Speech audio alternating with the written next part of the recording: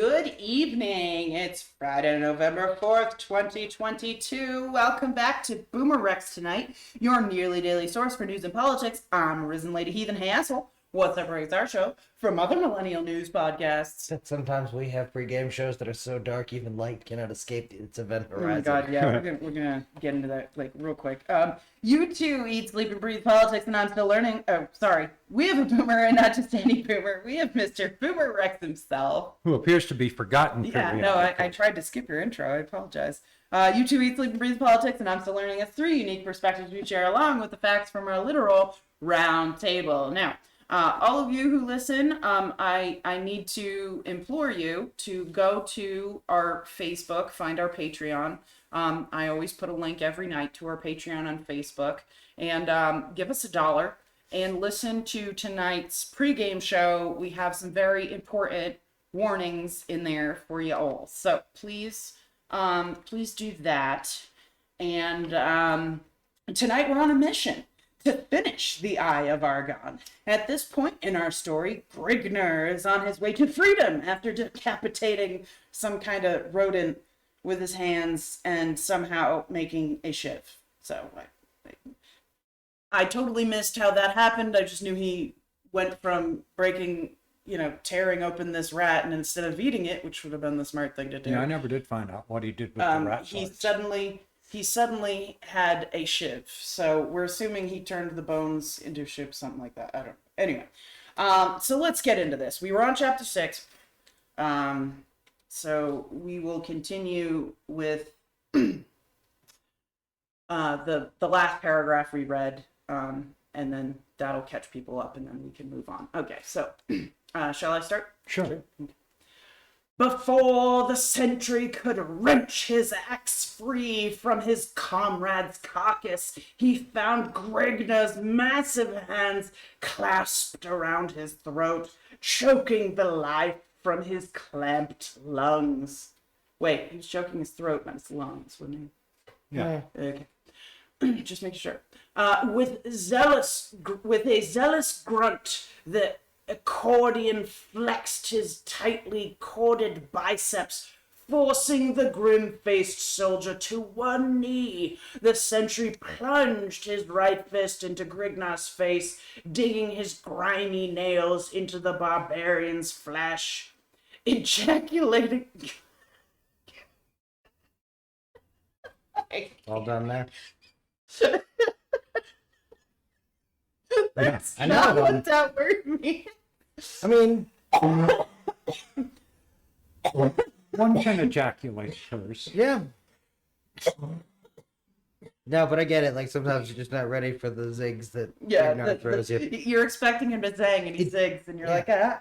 Ejaculating a curse through rasping teeth, Grignr surged the bulk of his weight forward, bowling the besieged soldier over upon his back. The sentry's arms collapsed to his It thigh. was forward. What? No, yeah. There's no W. It Nope, was you're right. forward. Yep. Fuck you, Jim Thighs. I didn't even make it a sentence. All right. The sentry's arms collapsed. No. You're out ejaculating. Yeah. No, I'm not. You are, because he didn't finish the sentence. You have to start at the beginning of the sentence he fucked up. Fuck me. I know. Ejaculating a curse through rasping teeth, Grignr surged the bulk of his weight forward. It's not forward. We just talked about that. Luckily, she's gonna get us past this, or we're gonna give her shit forever about it. Yeah, Well, we fill our sleeping bags full of spiders from now on. big spiders. Yeah. Yeah, with the fat bodies. Ejaculating a curse through rasping teeth, Grignr surged the bulk of his weight forward. How would you pronounce that? Forward. Okay. Forward, bowling the besieged soldier up over upon his back. The sentry's arms collapsed to his thigh, shuddering convulsively, his bulging eyes staring blindly from a bloated, cherry-red face. Rising to his feet, Grignr shook the blood from his eyes, ruffling his surly red mane with a brush fire swaying in the nighttime breeze. As the brush fire. Ah, fuck, Yep. you got me.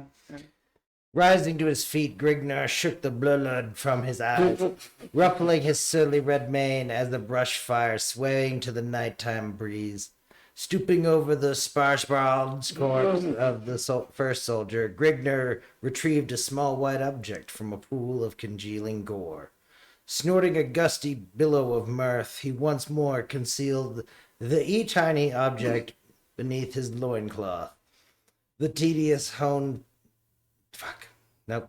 Tediously.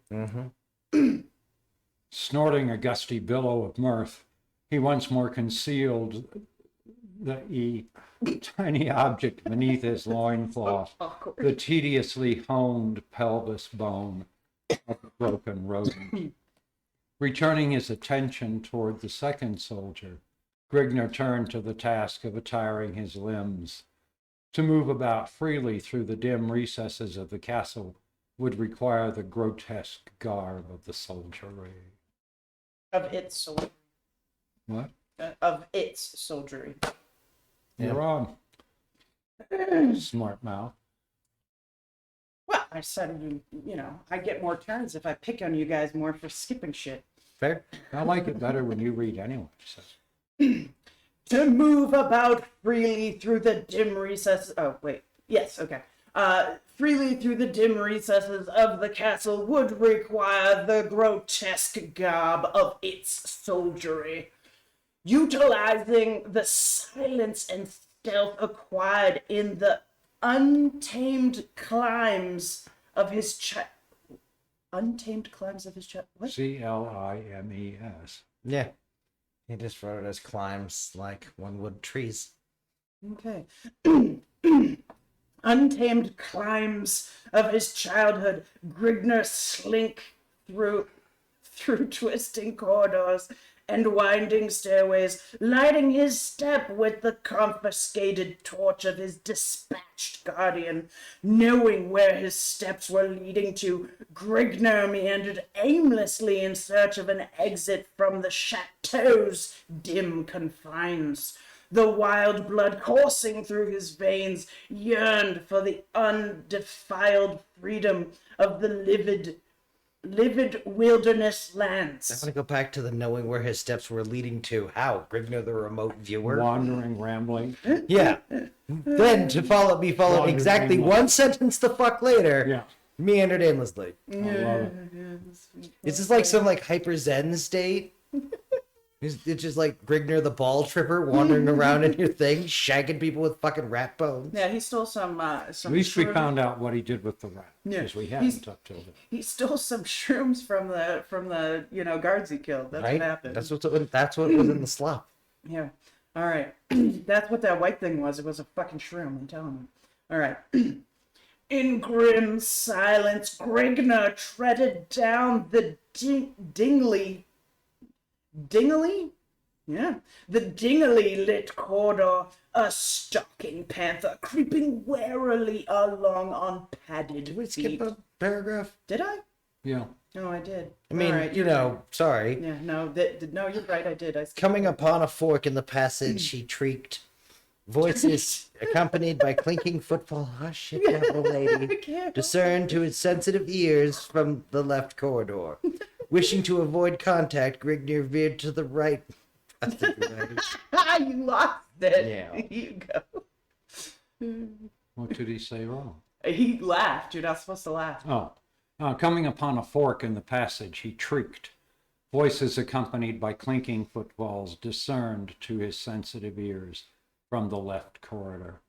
Wishing to avoid contact, Grignr veered to the right passageway.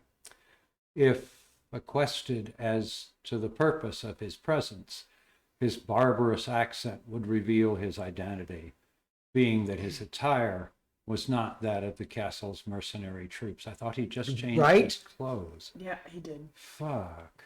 Oh, but maybe the troops that came to get him were not the same troops? Sure, Yeah. we'll go with that. The weird thing about this, the thing I have never experienced in any other reading experience ever, is the way that it feels like stumbling. It's so Where disconnected. your first foot gets like tumbled, and you're like, oh fuck, but no, I've kind of got it. No, it's kind of working out. And then you see something that's oh, fuck, no, that's like, not even how you'd write that. Exactly. Like every time you think you got a handle on the situation, you're like, oh, No, I can follow this now. tiny. He goes back and he alters what he had said previously. Yeah. So now it's a totally new thing, and you're just like, Thought I knew what was going on. yeah, I guess not. Okay. Continue, sir. In grim silence, Grignr treaded down the dingily lit corridor, a stalking panther creeping warily along on padded feet. After an interminable period of wandering through the dull corridors, no gaps to break the monotony of cold gray walls, Grignr espied a small winding staircase. Stairway. Yeah, no. All you. After an indomitable period of wandering through the dull corridors, no gaps to break the monotony of the cold gray walls, Grignr espied a small winding stairway, descending the flight of acrid granite slabs to their posterior. Did he? He did.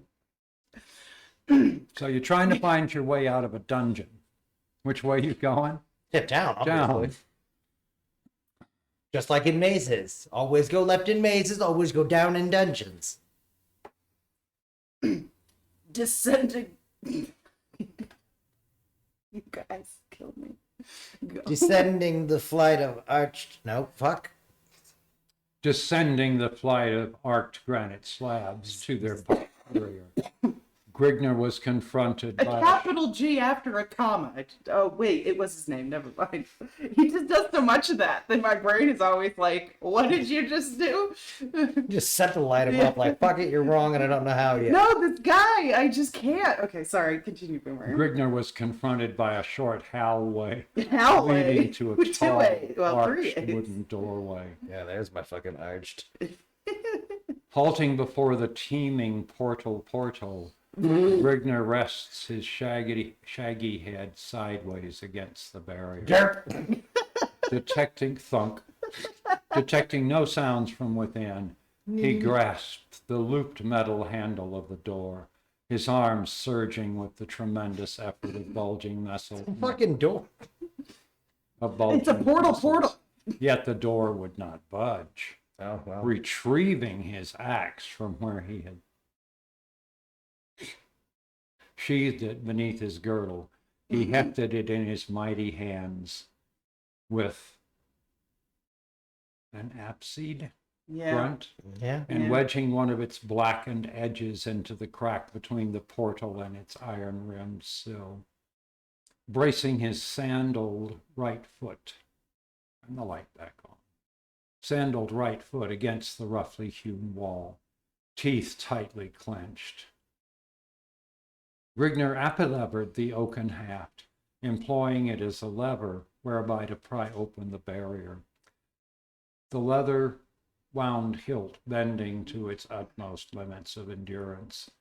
The massive portal swung open with a grating of snapped latch and rusty iron hinges. Jesus fuck. I got nothing. Glancing about the dust-swirled floor and the gloomily dancing Room. glare. What? The dust swirled room.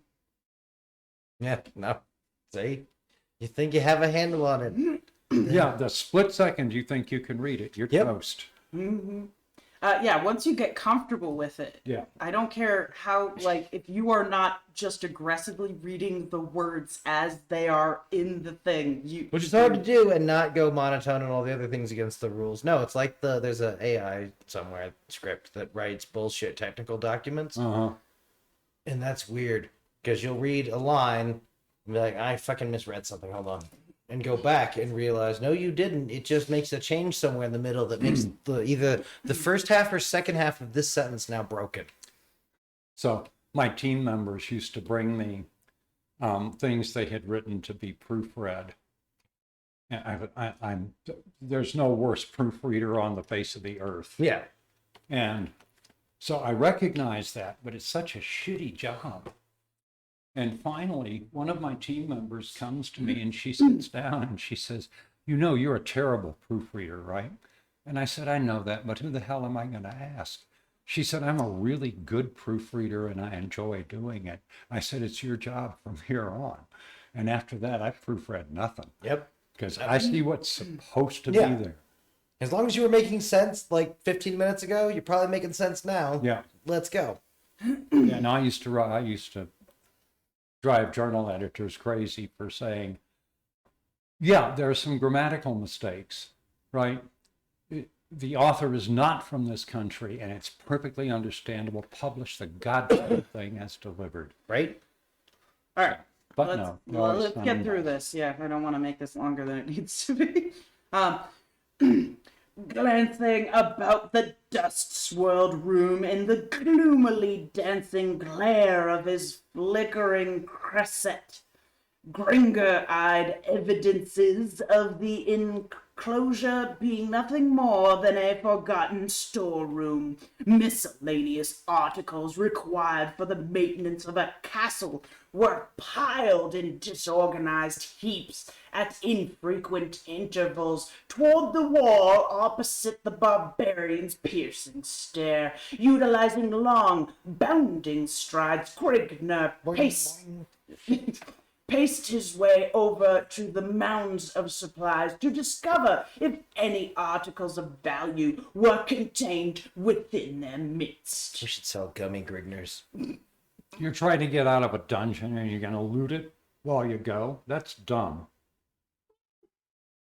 We'll find out. Detecting a faint clinking sound, Grignr sprawled to his left side, with the speed of a striking cobra, landing harshly upon his back, torch and axe loudly clattering to the floor in a morass of sparks and flame. An elm-woven board leapt from collapsed flooring, clashed against the jagged flooring, and spewing a shower of orange and yellow sparks over Grignr's startled face.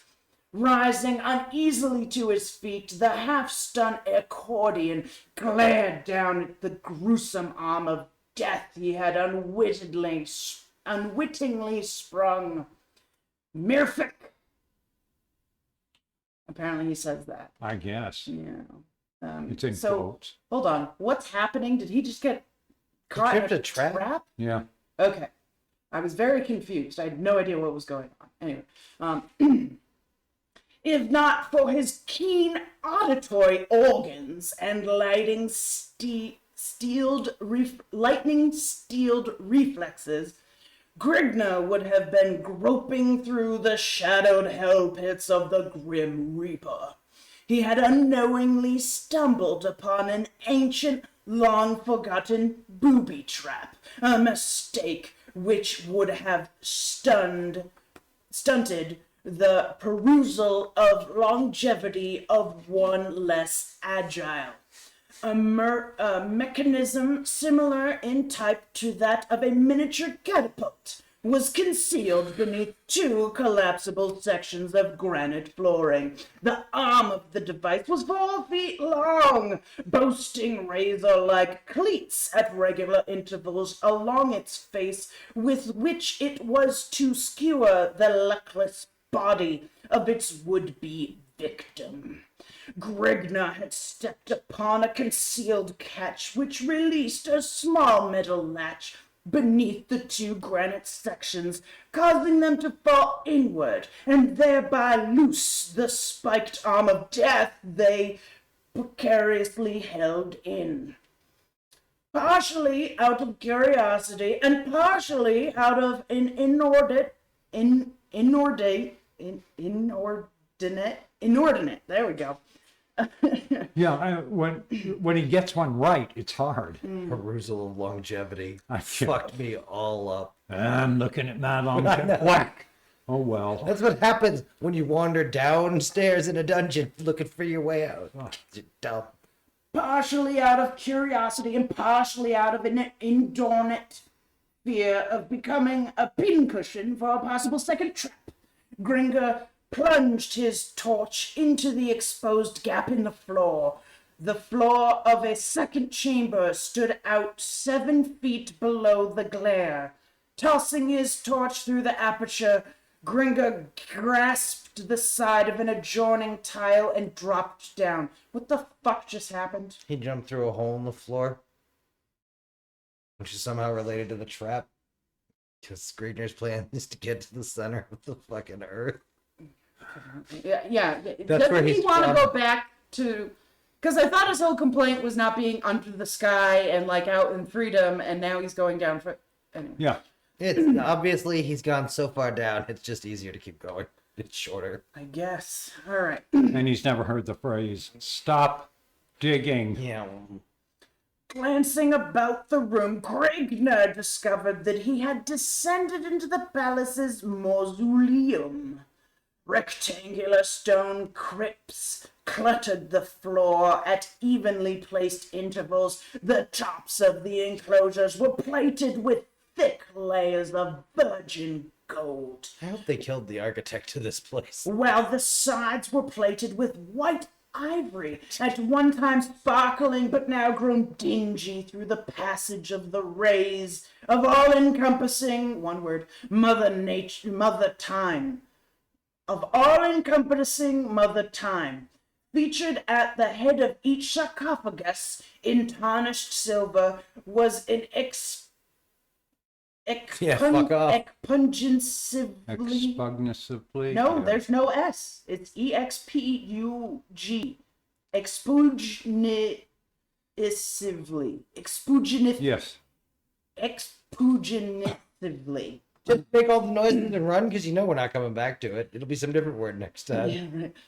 Carved likeness of his rotting inhabitant. So is it like a Of its picture of a rotting. rotting guy, or is it a picture of the person before the rotting? Carved likeness of its rotting inhabitant. Yeah, no, I guess it is a carve of him before he was rotting. One would assume, but I don't know what that word before carved is, so maybe that... Yeah. Yeah, Yeah. I can't. A dingy atmosphere pervaded the air of the chamber, which sealed in the enclosure for an unknown period had grown thick and stale. Intermingling,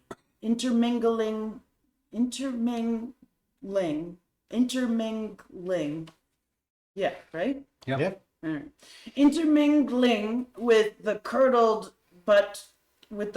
currents was the repugnant stench of slowly moldering flesh, creeping ever slowly but surely through minute cracks in numerous vaults. Due to the embalming of the bodies, their flesh decayed at a much slower rate than is normal, yet the nauseous odor was nonetheless repellent. This is where we were right in the fucking castle's basement making the noise. Well, he's already made a ton of noise, and he just passed a couple of guards, so I don't understand what he's up to at this point. Yeah.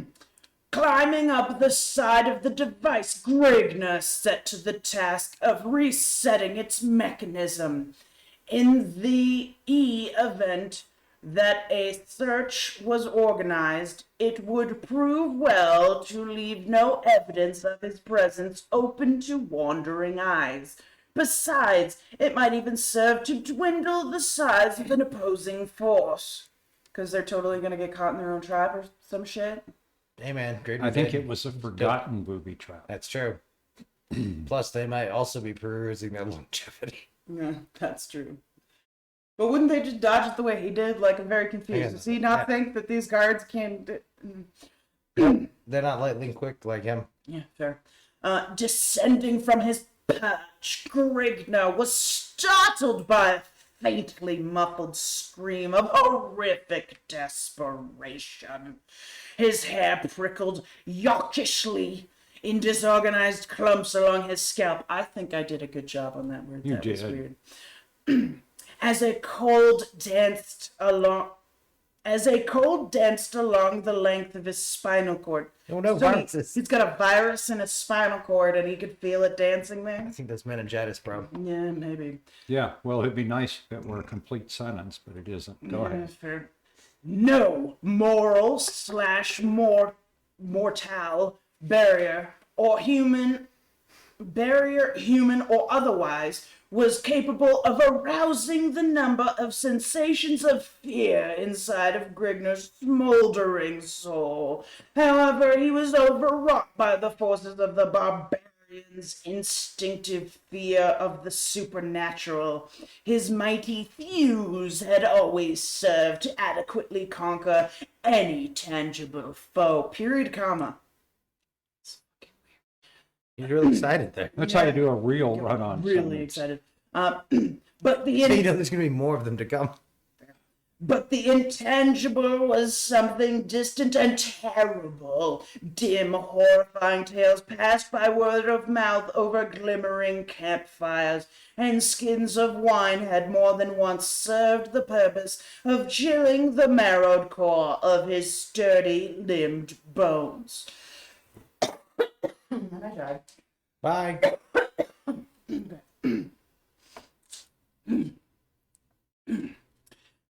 Yet the scream contained a strangely human quality, unlike that which Grignr imagined would come from the lungs of a demon or spirit, making Grignr take short, nervous strides, advancing to the sarcophagus from which the sound was issuing.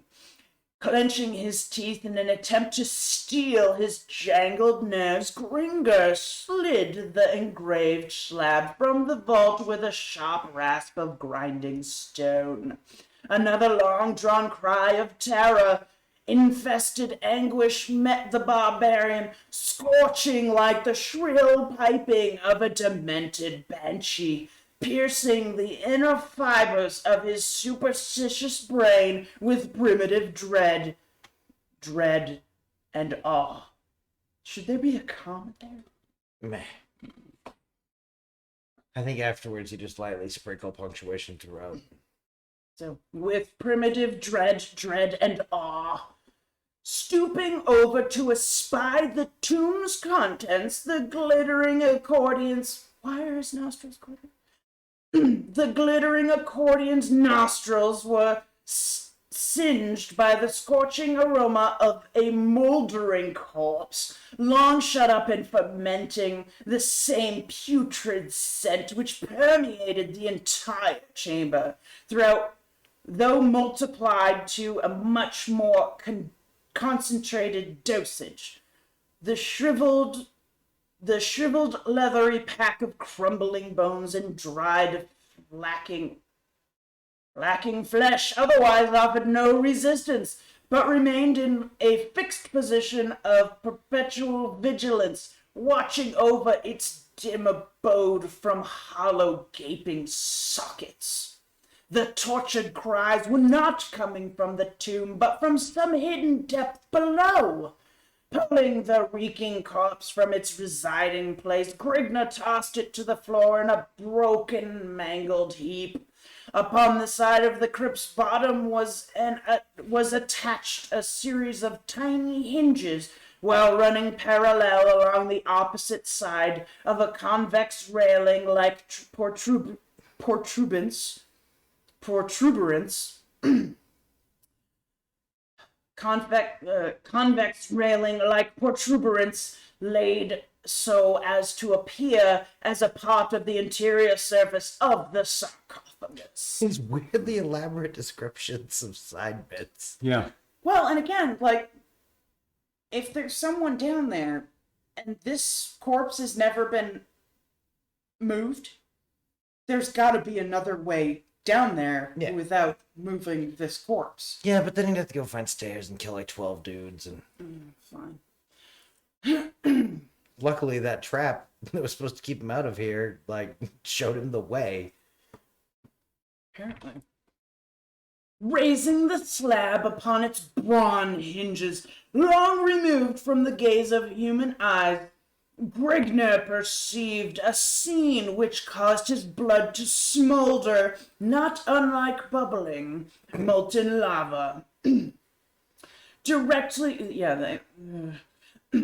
Directly below him, a whimpering female lay stretched upon a smooth-surfaced marble altar.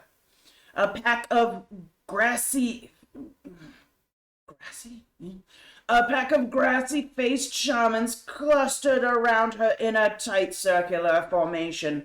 Crouched over the girl was a tall, pot-bellied priest, his face dominated by a disgusting open-mouthed grimace of sadistic glee. Suspended from the acolyte's clenched right hand was a carven, oval-faced mallet, which he waved menacingly over the girl's shadowed face, an incoherent gibberish flowing from his grinning, thick-lipped mouth. In the face of the amorphous, broad-breeded, Breeded, I guess.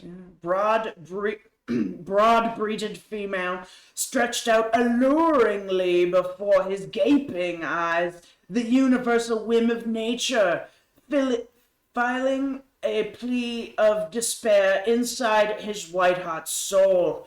Grignr acted in the only manner he could perceive, giving vent to a hoarse, throat-rendering battle cry. Grignr plunged into the midst of the startled shaman, torch shimmering in his left hand, axe, all one word, twirling in his right hand. This is getting weird. I don't know if these descriptions are getting more, like, out there, or it's just really hard to follow. A gaunt, skull-faced priest standing at the far side of the altar clutched desperately at his throat, coughing furiously in an attempt to catch his breath, lurching helplessly to and fro. The acolyte pitched headlong against the gleaming base of a massive jade idol, writhing agonizedly. Writhing agonizedly against the hideous image. Foam flecking his chalk-white lips, the priest struggled helplessly, the victim of an epileptic seizure. I thought it was about the dude who got kicked in the balls. Yeah. Well, here's the thing, like, did he give this dude a seizure by scaring him? I don't think that's how believe so. seizures work. I really don't. Last time I It checked. appears to have worked. A heart attack, yes. Seizures, not so much. I don't know. See, I thought this was just a seizure brought on by religious ecstasy or something. No, because he jumped down. Yep. And then this dude suddenly. Yeah, but I started took having it the far side of the altar to mean, like, from homeboy Grignr, but there's no telling. Jim Thigh. I assure you, Jim Thigh spent less time thinking about how the scene was set up than we have already. Yeah. No, and an epileptic seizure is a very particular type of seizure, yeah, which this is what I'm is saying. why it's confusing. Yeah, well, and I was already confused because, again, I thought this whole paragraph was about the dude who had been kicked in the balls like a chapter in a lifetime ago. Yeah. Yeah, by the way, this is still fucking chapter 6. Like, we haven't gotten out of chapter 6 yet. Startled by the barbarian's stunning appearance, the chronic fit of their fellow, and the fear that Grignr might be the advent guard of a conquering force dedicated to the cause of destroying their denigrated cult, the summon. Yeah. Tanya nailed it on the, like, way through. Yeah, no, just weird. Yeah, I just said shaman for Cersei's. The salmon momentarily lost their composure, giving vent to heedless pandemonium. The priests fell easy prey to Grignr's sweeping arc of crimson death and maiming destruction. All right, I think With his axe and bone shank. I think I get declared a news anchor or whatever, and you get to go. The acolyte performing the sacrifice took a vicious blow to the stomach, hands clutching vitals and severed spinal cord as he sprawled over the altar. The disorganized priest lurched and staggered with split skulls, dismembered limbs, and spewing entrails before the enraged accordion's relentless onslaught. Howls of maimed and dying reverberated against the walls of the tiny chamber, a chorus of hell fraught despair. As the granite floor ran red with blood, the entire chamber was encompassed in the heat of raw savage butchery. Grignr luxuriated in the grips of primitive beastly bloodlust. You keep skipping your like as into a. Yeah, I can't be trusted. Yeah, you just slow down, pay a bit more attention to the word. We'll forgive you this one. Go. Yeah, keep going. Presently all went silent, save for the ebbing groans of the sinking shaman and Grignr's heaving breath. Accompanied by several gusty curses, the wall had run dry. Well, Yep, no, you're right.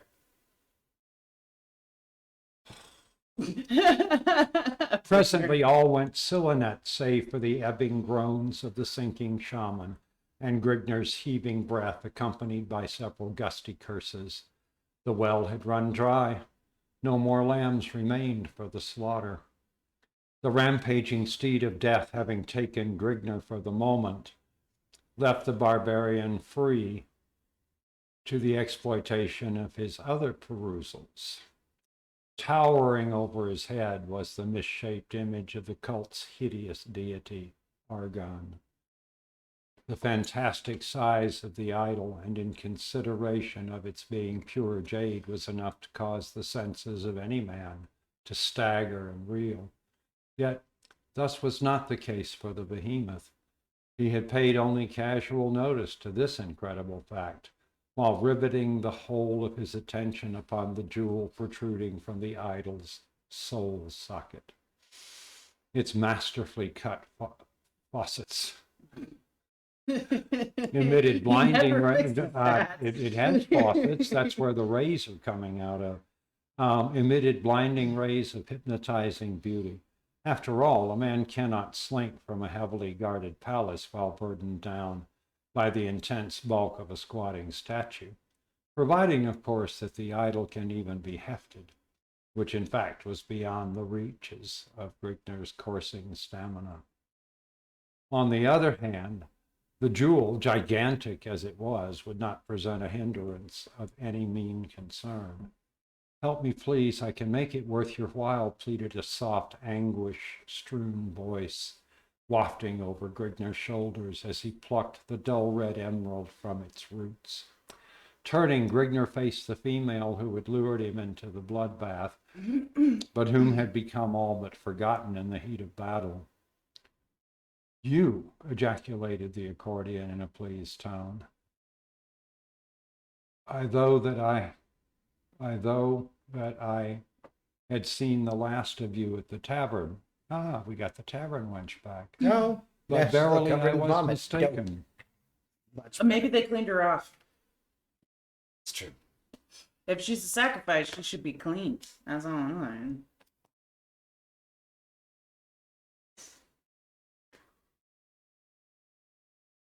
Grignr advanced into the grips of the female's entrancing stare, severing the golden chains that held her captive upon the altar's highly polished face of ornamental limestone. As Grignr lifted the girl from the altar, her arms wound dexterously around his neck, soft and smooth against his harsh exterior. "Art thou pleased that we have chanced to meet once again?" Grignr merely voiced a sighed grunt, returning the damsel's embrace while he smothered her trim, delicate lips between the coursing protrusions of his reeking maw. Let us take leave of this wretched chamber," stated Grignr as he placed the female upon her feet. She swooned a moment, causing Grignr to give her support, then regained her stance. "Art thou able to find your way out through the accursed passages of this castle? Murphic? Every one of the corridors in this damn place are identical." I know, you went down for so long and never got out. Yeah. I was at one time a slave of Prince Agathon. His clammy touch sent a sour swill through my belly, but my efforts reaped a harvest. I gained the pig's liking, whereby he allowed me the freedom of the palace, It was through this means that I eventually managed to escape at the western gate. His trust found him with a dagger thrust in his ribs. The witch stated whimsically. Whimsicorically. That's fucking weird. Yeah. That is a weird word. Yeah. What were you doing at the tavern when I discovered you? Asked Grignr as he lifted the female through the opening into the mausoleum. I had sought to lay low from the palace's guards as they conducted their search for me. The tavern was seldom frequented by the palace guards, and my identity was unknown to the common soldiers.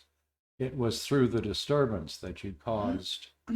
The palace guards were attracted to the tavern. I was dragged away shortly after you were escorted to the palace. What are you called by, female? Carthena, daughter of Mincardos, Duke of Barwigo, whose lands border along the northwestern fringes of Gorzum. I was paid as homage to Agaphim upon his 38th year. Husked the femme.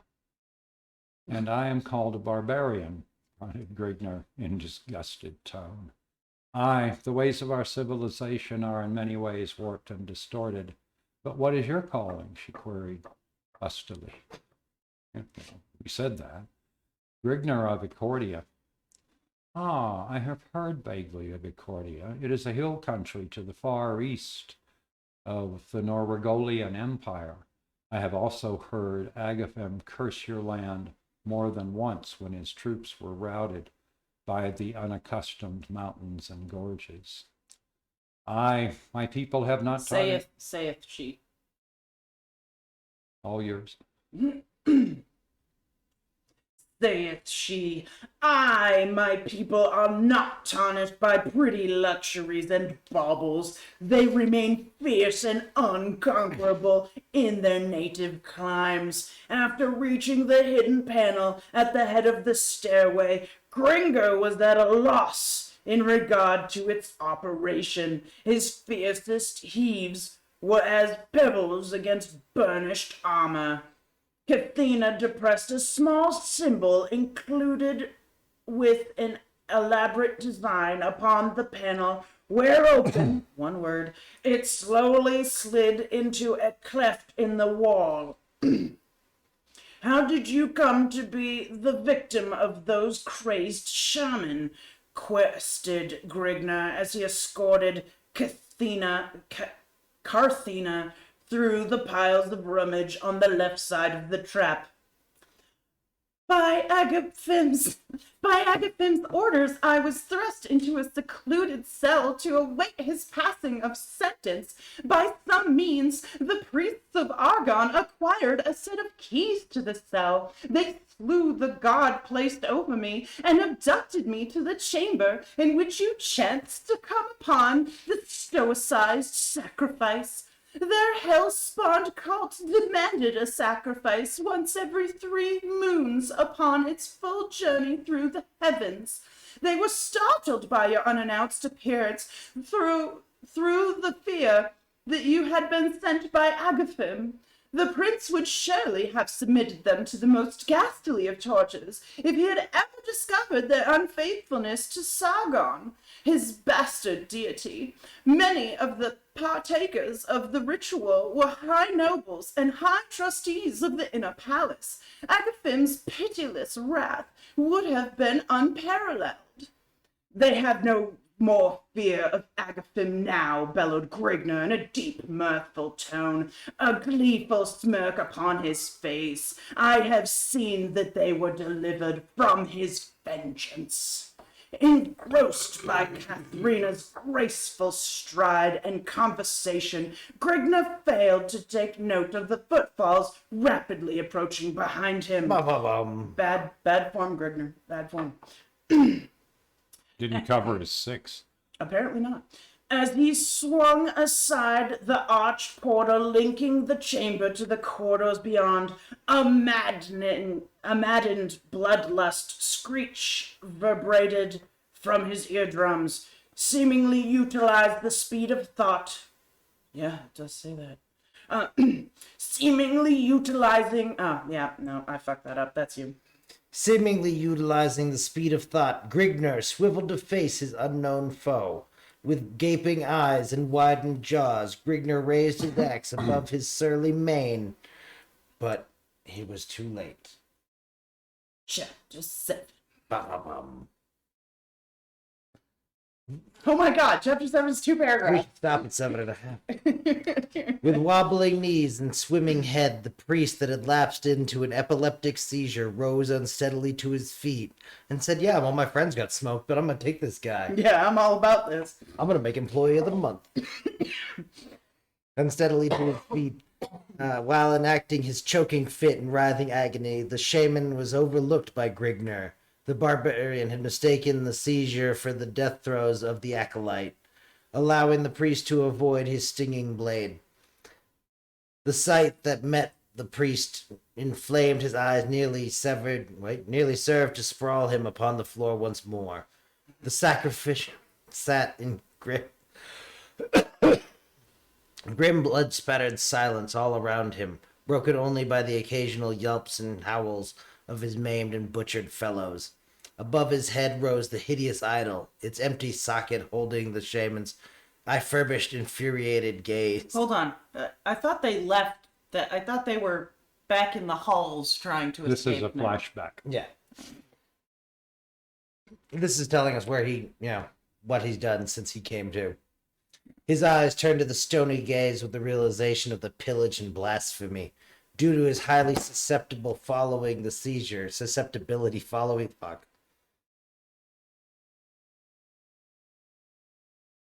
I know. His eyes turned to a stony glaze with the realization of the pillage and blasphemy. Due to his high susceptibility following the seizure, the priest was transformed into a raving maniac, bent solely upon wreaking vengeance. With lips curled and quivering, a crust of foam dripping from them, the acolyte drew a long, wicked-looking jewel-hilt scimitar from his silver girdle and fled through the aperture in the ceiling, uttering a faintly perceptible ceremonial gibberish. Okay, I want to know why these people have, first of all, why these guys are wearing girdles, and second of all, why they're keeping knives in their fucking girdle. Do they even know what a fucking girdle is? Like, I would not keep a knife in a fucking girdle. Yeah, That's gonna fucking cut you up, bitch. I assume he means like the usual sort of apocalypse harness, but not. I mean, like, if he pulled it from a sheath, from a side, like, something like that, like, anything, but, like, they're like, got this knife in my breast pocket here, and I'm just gonna like, cut my own nipple off, like, it's fine. Well, that makes him really angry. Apparently. Are we on 7.5 now? Yeah. Shall we call it here and come back since the rest and the lost ending isn't much? Ugh, yeah, I mean, this is a lot more than I thought we had left, to be honest with you. Yeah. Okay, I we'll was pick it up really at hoping 7.5. we could finish it. For today. those of you that are following along, Yeah. So we'll be back on Monday with more. Unless you all do something really interesting and we're forced to do news. so you might want to keep that in mind. Yeah. Don't do news. Don't do fucking crazy shit over the weekend, folks. Yeah, that's exactly what I was trying to say. All right. No, I was really hoping we were going to be able to finish this tonight, but that's obviously not going to happen. So, Well, the problem is that as soon as chapters start showing up, your brain starts getting a like tally going of, all right, so how long are chapters normally? And it doesn't matter. Because like chapter 7 was 8 lines nearly. no, the thing that's going to suck is that I'm going to have to re-listen to this on Monday so I can get that girl's voice again. Yeah. Because that... It's Anime Girl number 3, but... but again, like, as I was reading it, it kind of made itself. So now that she's got a voice, I need to find a way to repeat that. So this will be interesting. Sounds good. Maybe she won't have any more speaking parts. Right? Maybe she just try to hide behind her tits. We could assign the characters, have a narrator and characters. Oh my god, that would be fun. Yeah, it's not going to work. We're going to wind up with, oh my god, he's got a nug.